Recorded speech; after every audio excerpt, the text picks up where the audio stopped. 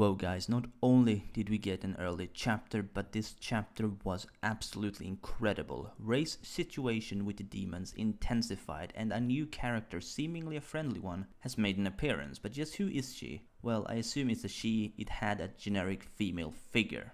So Ray's situation with the demons, as I said, intensified, and it did it to such an extent that I personally at least was preparing for some gruesome stuff, as the human-like demon just straight up asked Ray to come out of hiding, clearly knowing where he was. I mean, last chapter I said I wanted to find out what he was going to do, since he couldn't just run because he'd be found out, or he couldn't stay because of the risk of detection would increase rapidly, but apparently they knew his position from the start. So yeah, he was in a really tight situation. In the end, he does of course run for it, but not just at random. Even at that time of crisis, Ray manages to come up with a plan, which is to lead the demons in another direction than the other kids, because he obviously doesn't want to run straight for Emma and the others, since he'll be getting everyone killed if he does. Not a very wise decision, and as we know, the kids from the farms are pretty fucking clever, so yeah, that ain't happening obviously. But the one thing that is pretty interesting is that Ray seems to be getting separated from the group for a much longer time than we previously thought, because he's actually planning on meeting the others at the set coordinates that they were heading for, and with the demons constantly tailing Ray, he can't just, you know, eventually straight up go to Emma, because we don't know for how long they're going to be hunting Ray, probably forever if they can.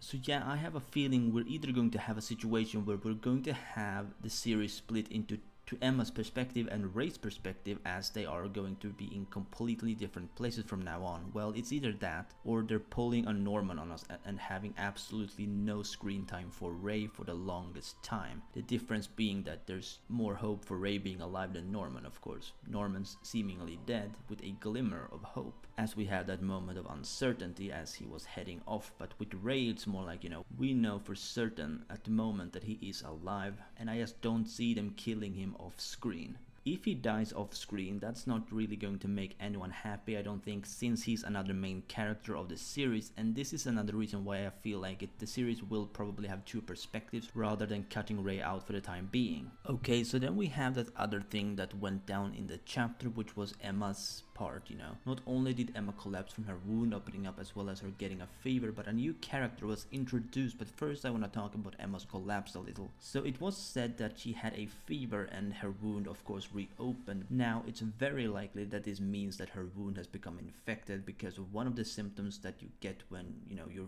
wound is infected is that you get a fever. You can at least have this symptom. I don't think it's, you know, a given that you're going to have a fever. Maybe it is, I don't know. So I really doubt it is a coincidence that she has an open wound as well as a fever on top of that. Now that brings us to the cloaked character that came in right at the very end of the chapter. No face reveal, no name, just what appears to be a woman in a very messy cloak of some sort, made up by what seems to be different pieces of clothing, as it looks very patchy and such. I'm just gonna say this right now, this woman, she reminds me of Emma for some reason. It's very unlikely that she's biologically related to her, of course, so I'm not really expecting anything like that. It's probably just a similar design really.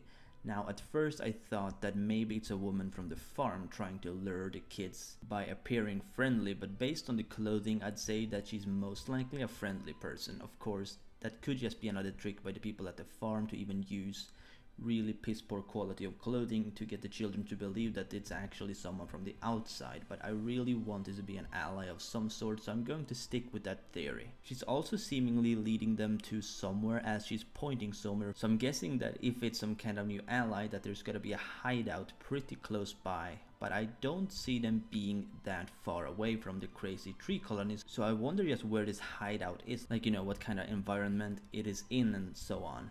Because it can't be too obvious or demons would easily find it, so it has to be hidden in some way, like underground, in the trees, a cave, you know, something like that. But a cave seems too obvious, at least to us readers, because, you know, the demons would probably be that stupid as to not look in a cave, but who knows, maybe they're just that stupid, right? I mean, they're smarter than beasts, but maybe not as smart as humans, especially the humans who have managed to break loose from the demons' control. I'm kind of guessing that's what's going on, but it's really a situation where, you know, you just gotta wait for the next chapter to find out just how it is going to turn out. Well, that'll be it for this review of The Promised Neverland chapter 43. Let me know what you think down below in the comments, and as always, if you did, please like this video if you enjoyed and subscribe if you're new to my channel. This has been your favorite host Perm, and I'll see you soon.